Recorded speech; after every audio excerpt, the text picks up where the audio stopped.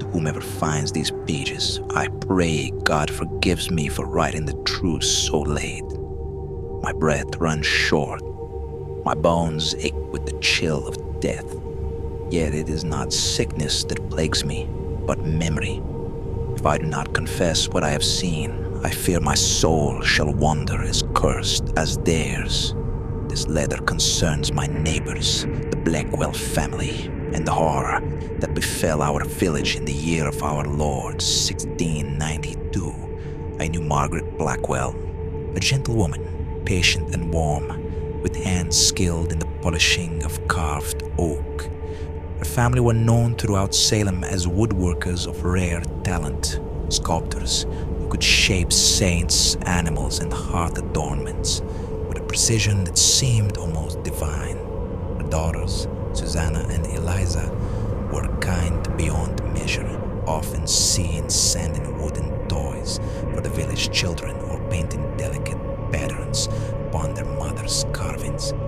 And her son, Aram, aged 24 summers, was a strong and able young man, quiet soul who could take a block of maple and coax from it the likeness of any creature God had placed upon this earth.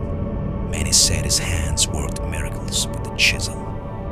Many nights, as I sat by my window, I heard the soft humming drift from their home, a gentle melody Margaret had taught Aram, and he, in turn, hummed to soothe his sisters to sleep. It was a peaceful sound, one I grew to expect in the quiet hours. Their father, Samuel Blackwell, had died 2 winters prior, leaving his family to carry on the woodworking trade alone. None who knew them ever doubted their goodness, but fear is a poison, and Salem drank deep. When the accusations began, they pointed first to strangers, then to midwives, then to any woman who spoke too wisely.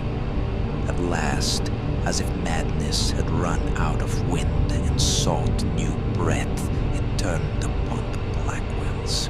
I was there, God forgive me, when the constable dragged them from their home. Margaret cried out, pleading innocence. Susanna wept until she could not stand. Eliza clutched her mother so tightly they tore skin from bones, separating them. Aram, he said nothing. He tried to reach for his mother and sisters, straining against the constable's grip until his wrists bled. For he loved his family more dearly than life itself. The trial was quick, for men do not seek truth when they hunger for spectacle. They were condemned. I still hear Margaret's voice. They bound her to the stake. We are innocent. By heaven's light, we are innocent. Curse you all for this wickedness. Curse your children and your children's children. Many spat at our feet.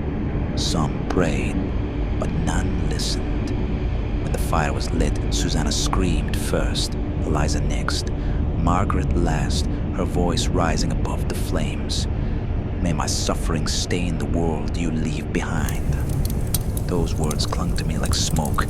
When the fire died, only Adam remained, hailed by the guards for questioning, forced to watch as the flames consumed every piece of his family. In that moment, he was no longer the quiet young man who carved toys and soothed his sisters with soft hum. He was an orphan made in fire, the world he had known reduced to smoke at his feet. His eyes did not weep, they did not rage, they only fixed upon the ashes, hollow and dark, as though something inside him had cracked clean through. And when night fell, he was gone. By daylight, the guards claimed he slipped his bonds and fled into the woods. Others whispered the devil himself had taken him as payment for his mother's curse. But no man I spoke to would admit aloud the truth we all felt in our marrow. Aram Blackwell had not fled. He had changed. A month later, 6 children disappeared from their beds. No blood, no broken windows, no footprints in the frost outside. Mothers would not let their children sleep alone. Men kept muskets by their sides, even at the supper table. The church bells rang twice nightly, not for worship, but for warning, as if something dark and evil is near. Fear spread like rot through every home in Salem, and still the disappearances continued. My conscience clawed at me like a starving beast. I could no longer stand by and let whatever horror stalked our village continue.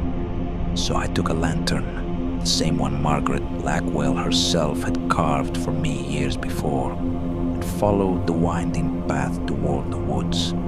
The air grew colder with each step. Even the crickets fell silent, as if the night itself feared to breathe.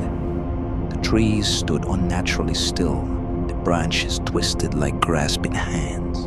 Snow lay untouched upon the ground, yet I found no tracks leading anywhere, human or beast. And then I saw it. A clearing I swear was not there before, perfectly round, perfectly still. And in it stood Aram Blackwell. He looked unchanged, the same young man from the village. Yet something in him was wrong. His posture was too still, too deliberate, almost carved. His shadow bent in directions it had no right to, and his eyes reflected nothing at all, only darkness. Before him stood 6 children, the missing ones, arranged in a perfect line. Their faces were empty. Their bodies didn't stir, not even as the wind moved through the clearing.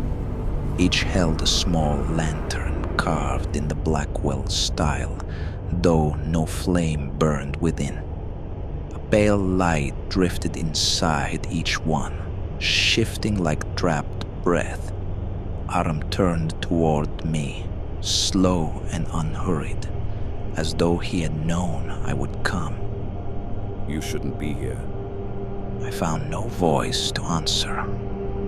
He stepped aside, revealing the children more fully. They're mine now. Payment. And I'll see it fulfilled. The woods answered him with a low, heavy groan, the sound vibrating through the frozen ground. The lanterns flickered with a color I'd never seen. Cold, unnatural, wrong. Terror broke whatever held me. I ran, and I did not look back. Branches tore at my coat, the cold air cut my throat, and still I ran, certain that if I slowed even a moment, something from that clearing would seize me. When I reached my door, I barred it and collapsed. I told no one of what I'd seen. Not my wife, not my kin, not the pastor, not even God in prayer. The children were never found. Years passed. The forest kept its secrets, and I kept mine. But silence is a torment all its own. Now, with my candle guttering low and death drawing near, I can no longer keep this truth buried. Aram Blackwell yet lives. He walks the shadows between this world and whatever answered his mother's curse. His eyes are darker than judgment, and the innocent will never be safe so long as he draws breath. If heaven holds any mercy, may it fall upon those who read this. For I have seen what vengeance becomes when innocence burns. And though I fled Salem and tried to forget, changing my trade, my home, my very life, it was all for nothing. Last winter, in a distant town far from Salem, I saw him. The same face, the same hair, the same unchanging youth.